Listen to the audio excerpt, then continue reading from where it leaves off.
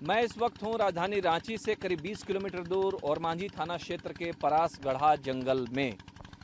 ये वही इलाका है जहाँ पर कल 11 बजे के आसपास पुलिस पहुंची थी। यहाँ एक युवती का छत विक्षत शव मिला था। बीहेडेड बॉडी जिसको कहते हैं, उस लड़की का सिर जो है अब तक नहीं मिला। ये वही इलाका है।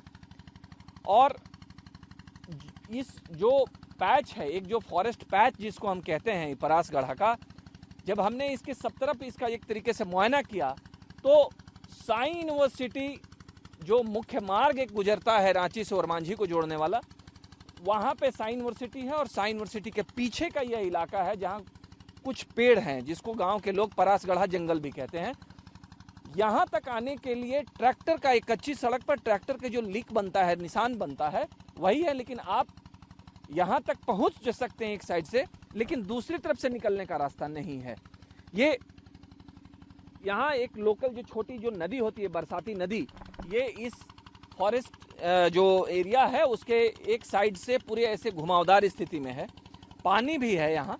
और आप देखिए कि यहाँ जेनसेट चल रहा है, यहाँ पे जनरेटर चल रहा है और पानी को यहाँ से लेकर एक तरीके से आपको बताएं कि ठीक इसी जहाँ मर्डर स्थल है उससे कुछ दूरी पर, आप इस तरफ में आपको हम दिखाना चाहेंगे कि ये पाइप के जरिए यहाँ का पानी देखिए वो ईंट भट्ठे तक पहुँच रहा है। वो रहा ईंट भट्ठा।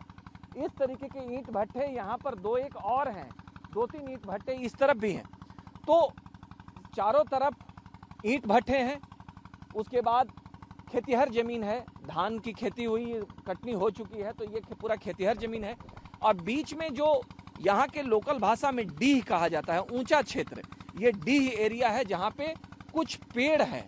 और आसपास के लोग इस इलाके में, इस जगह पे लकड़ी चुनने आते हैं, या जो ये बरसाती नदी है, जो चेक डैम की वजह से यहाँ पानी स्टोरेज दिख रहा है, तो इसमें मछली मारने के लिए आते हैं। और यही इसी वजह से कल जब कुछ बच्चे यहाँ मछली मारने पहुँचे थे तो उनकी नज़र उस डेड बॉडी पर पड़ी थी। वो गांव में गए, वहाँ सूचना दी और उसके बाद पुलिस तक बात पहुँची और पुलिस आई। पुलिस लगातार इन्वेस्टिगेशन कर रही है।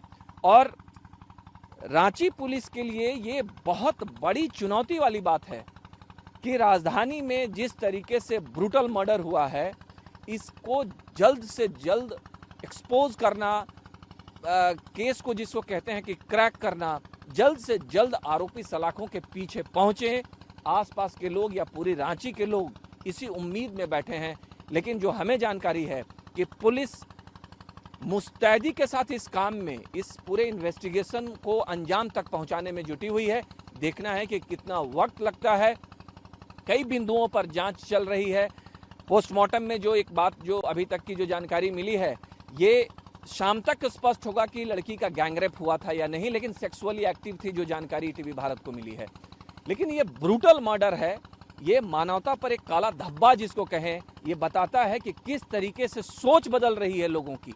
और पुलिस से उम्मीद की जा रही है कि जल्दी से जल्दी आरोपियों को पकड़े ताकि समाज में एक संदेश जाए। और जब ये चीज़ें सामने आएंगी तब पता चलेगा कि आखिर इस मर्डर के पीछे क्या मंशा रही होगी, इतना जघन्य जो हत्या हुआ है। मैं बात बता दूं कि कुछ साल पहले रांची में ही BITT में एक लड़की पढ़ती थी। उस लड़की की भी बेरहमी से हत्या उसके कमरे में ही हुई थी और जला अवस्था में उसका शव बरामद हुआ था। पुलिस लाख कोशिश के बाद भी उस केस के अंजाम तक नहीं पहुंच पाई थी। बाद में CBI की जांच की अनुशंसा हुई थी और CBI ने उस मामले का खुलासा किया था और आज एक शख्स जो है वो सलाखों के पीछे है। अब लोग चाहते हैं कि पुलिस जल्दी से इस केस को क्रैक करे, आरोपी गिरफ्त में आए, फास्ट ट्रायल हो, फास्ट ट्रैक कोर्ट में हो और जल्दी से जल्दी उन्हें सजा मिले। राजेश कुमार सिंह, ETV भारत, ओरमांझी, पारसगढ़ा जंगल।